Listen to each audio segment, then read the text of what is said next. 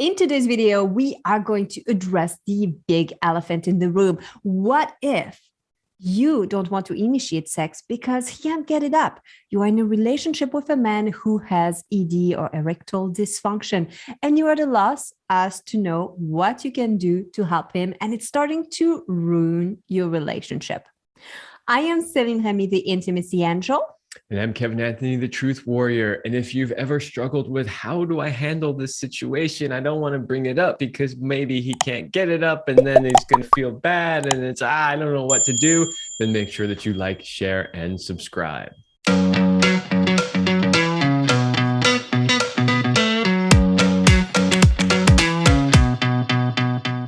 So the first thing that you want to do is to make it clear to him that there are other things that don't require a hard penis for you to feel satisfied.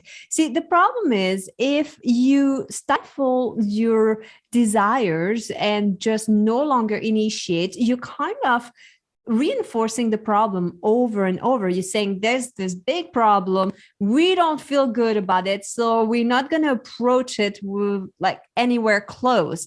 But the less you address the situation and the more you create distance, the less satisfaction you're going to feel, the less sex you're going to have, and it's just going to spiral in the wrong way. So if you have expectations that, hey, if I initiate, it has to go from point A to point B, and I'm only satisfied if this happens, that's a problem.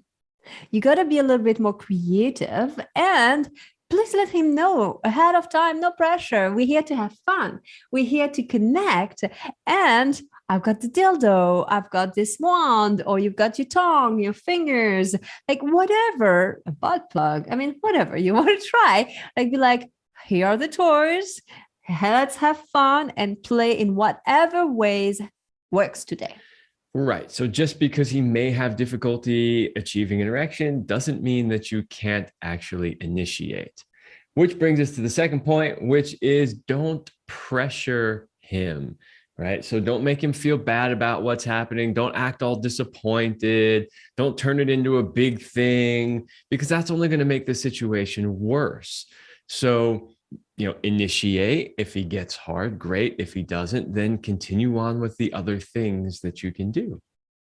I want to talk about a special technique that works for a lot of men when you want to help them having a harder erection. So number one, realize that maybe he needs more time. So maybe when he was younger, in 3 minutes, it was boom. Maybe now, okay, 30 seconds, but maybe now he needs 10. What's the big deal? Just take 10 minutes to arouse him. Like, it's okay, right? There are things that you can do. So when you grab his penis, and you grab at the base of the penis, and I like to use both my index and thumb and do some gentle contraction and squeezing at the base. So you basically mimicking the blood flow going in and out.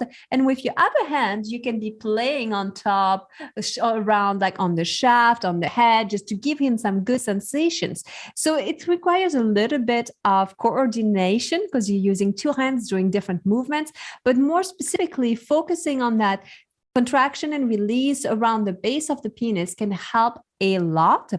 And another area that you could consider incorporating is the perineum area. So it's the area between his balls and his anus, pressing in deep where it can stimulate the prostate area, especially if you don't want to go inside the anus to stimulate the prostate. That's a good way in between to get some of that. Plus, you can feel a little bit of the inner penis, right, when you go deeper, and that can help with bringing more blood flow there. So these are little tips. Yeah, and I think the reframe here for women is that they're usually used to men already being aroused all the time, and if they're not, they're like, what do I do? Right. So the reframe really is if he has trouble, then help him get there. And you can use a technique like Celine just described. The other thing that you can do along with that technique is to use a cock ring. So if you can get some blood flow going and get some amount of erection happening, you can use a cock ring to keep that, to hold it there so that you could actually have a penetration. And you don't need him to be like 100% hard. Like anywhere from 50 and up can be enough for an insertion, at least to get things started, or even just to have a little bit of enjoyment there.